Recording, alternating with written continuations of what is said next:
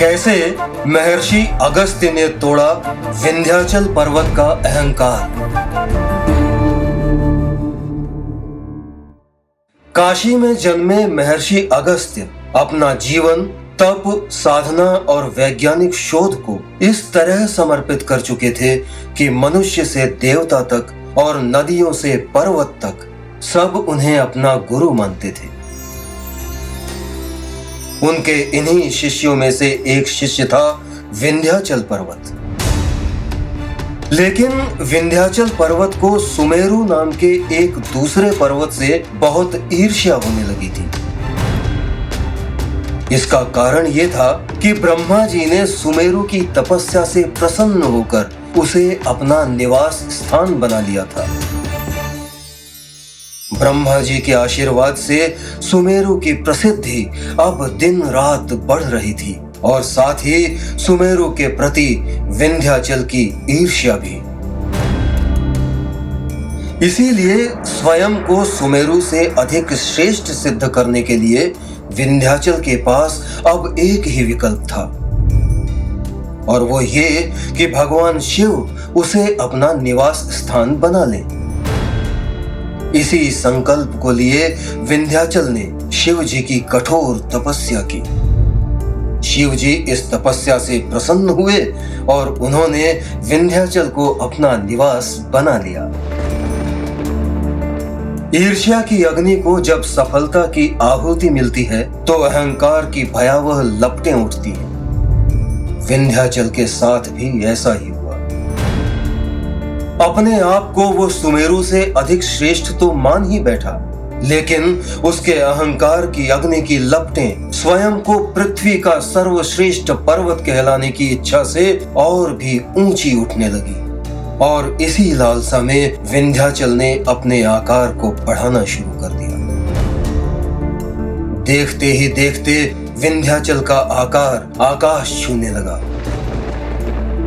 जिसका परिणाम यह हुआ कि सूर्य की किरणें पृथ्वी के दक्षिणी भाग तक पहुंचने में असमर्थ हो गई, जिससे दक्षिण दिशा में जीवन का नाश होने लगा। हाहाकार मच गया, प्रकृति त्राहिमाम त्राहिमाम करने लगी।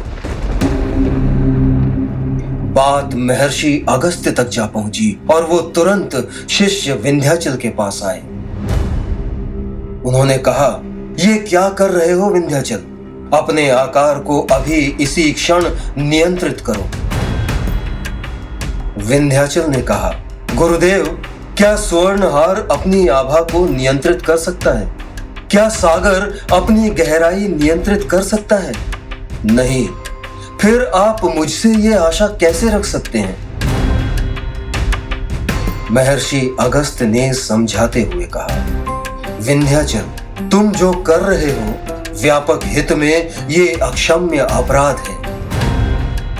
लेकिन विंध्याचल ने अपना अहंकार दिखाते हुए कहा, आप तो ज्ञानी हैं गुरुदेव, आप ही बताइए, क्या विशाल वृक्ष को जड़ से उखाड़ देने की शक्ति वायु का अपराध है? क्या भस्म कर देने की शक्ति अग्नि का अपराध है? नहीं। फिर मेरा आकार बढ़ाना, अपनी श्रेष्ठता सिद्ध करना कैसे अपराध है? क्षमा कीजिए, किंतु मैं नहीं रुकूंगा गुरुदेव। महर्षि अगस्त्य समझ गए थे कि विंध्याचल के अहंकार ने उसके विवेक को नष्ट कर दिया है, और जिसका विवेक नष्ट हो गया हो उसे ज्ञान से नहीं, युक्ति से ही नियंत्रित किया जा सकता है। इसीलिए महर्षि अगस्त्य ने युक्ति अपनाते हुए बड़े प्रेम पूर्वक विंध्याचल से कहा, आप उचित कह रहे हैं, आप ही श्रेष्ठ हैं, किंतु हे पर्वतराज, मेरी एक विनती है, आज्ञा हो तो कहूं। अपने गुरु को विनती करते देख विंध्याचल घमंड से मुस्कुराते हुए बोला, आप मेरे गुरु हैं, आप विनती नहीं आदेश करें। महर्षि ने कहा, मुझे शोध कार्य के लिए दक्षिण दिशा से एक जड़ी बूटी की अति शीघ्र आवश्यकता है।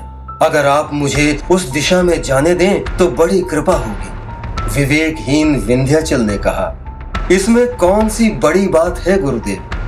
महर्षि अगस्त्य ने उत्तर दिया, बड़ी बात है पर्वतराज। मैं मानता हूँ कि आप अपने आकार को कम करके मुझे दक्षिण की ओर जाने देंगे, परंतु यदि मेरे लौटने से पहले आपने फिर से अपना आकार बढ़ा लिया, फिर तो मैं कभी लौट ही नहीं पाऊंगा। इसीलिए आपको मुझे वचन देना होगा कि मेरे लौटने तक छोटे आकार में ही आप मेरी प्रतीक्षा करेंगे। कहिए, देते हैं वचन? विंध्याचल ने हंसते हुए कहा, निश्चिंत होकर जाइए गुरुदेव, मैं आपकी प्रतीक्षा करूंगा, वचन देता हूं। विंध्याचल ने अपना आकार कम करना शुरू किया। सूर्य किरणें और महर्षि अगस्त्य दोनों दक्षिण की ओर बढ़ चले। दक्षिण में जीवन का पुनरुत्थान हुआ। विंध्याचल के झुकने से प्रकृति का संतुलन लौट आया, लेकिन महर्षि अगस्त्य दक्षिण से कभी वापस नहीं लौटे। गुरु को दिए वचन के अनुसार अपने टूटे अहंकार और कम किए आकार के साथ विंध्याचल हमेशा के लिए झुका ही रह गया। ऐसी ही ढेरों कहानियां सुनने और सुनाने के लिए प्लीज हमारे चैनल को सब्सक्राइब करें, और अगर आप चाहते हैं कि ये कहानियां दूसरों तक भी पहुंचे तो लाइक और शेयर करें।